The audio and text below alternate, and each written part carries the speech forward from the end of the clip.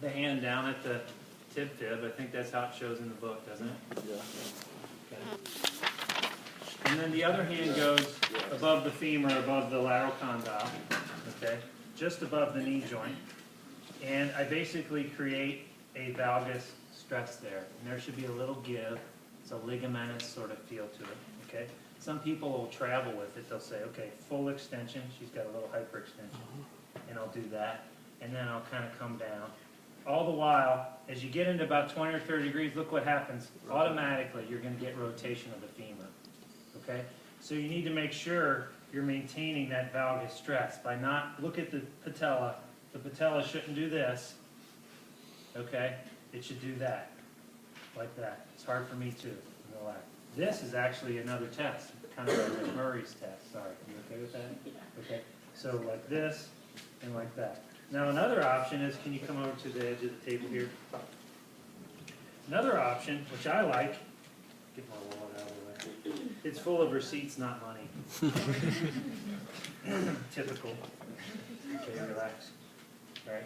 You want to palpate the joint line. Easiest way to palpate the joint line is go to the patellar tendon into the hollow, kind of wiggle your fingers up and down until you feel the joint line. Travel around to the medial side, okay? And then I can take the thigh up, put it against my thigh, and then do a valgus stress like that. And I can feel the joint line. And then I can block it here and then do it in about 20 or 30 degrees.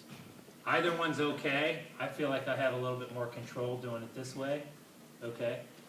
Some people like to actually take the tibia and go laterally as they here and push the femur medially to create it. So I'm pushing from both sides, sort of the femur with it and the tibia in opposite direction. This hand's going this way, this hand's going toward me. But I like this because, again, I can palpate. But you have to be careful not to cause rotation of the femur as you're doing that, okay?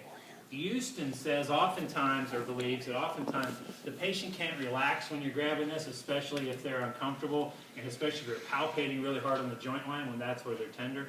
So he says kind of grab their great toe, and that allows the person to relax. And she's relaxing better. I can feel more of the weight of her foot there. Okay, I can flick her and everything. Okay, and then that'll give me a better feeling of that laxity there. So when you see Houston, it usually means you grab their foot, okay? And there's different ones that do that. The recurvatum test is, they do like that, okay?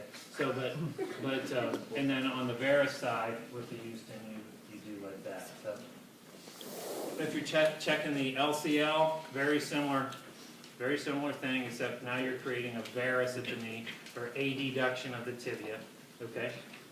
So with that, you can take it like this and take your immobilizing hand and your proximal hand and put it in at the distal femur near the joint line, and then do a varus test, and I'm bringing the foot toward the table, okay? Make sure that your line of force is this way, so I can tell that you're doing it correctly a lot easier if you're here like this doing it, okay? And I have a lot better control of it than if I'm here doing it. Okay, so here, and I get a better gap, and I don't know if you guys can see that or not, but when my arm's here, I got much better control of the force of that lateral joint line because I'm approximating the force this way, okay? And then again, in the knee in 20 degrees flexion, and there should be more there. And you will notice that when you do a lateral gapping, or a varus stress test, or an LCL ligamentous test, that you're going to have a lot more gapping on the lateral side in normal knees than you are on the medial side in normal knees.